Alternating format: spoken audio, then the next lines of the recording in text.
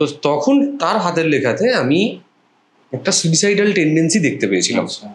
আমি বললাম যে দেখো আমি একটু কথা বলতে চাই ওনার সাথে, ভয় পাওয়ার কিছু নেই, বাট ওনার মনে হচ্ছে ওনার মনের অবস্থা খুব একটা ভালো নয় বা খুব একটা উনি ভালো নেই ভেতর থেকে।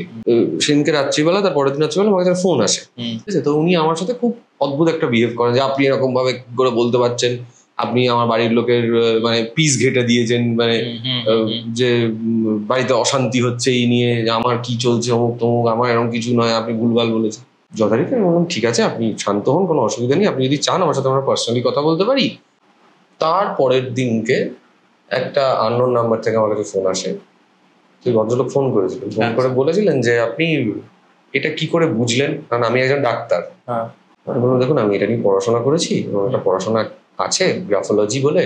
তখন সে ব্রেকডাউন করে বলে যে হ্যাঁ যে আপনি ঠিক বলেছেন, তো এটা থেকে বেরোনোর উপায় কি আছে।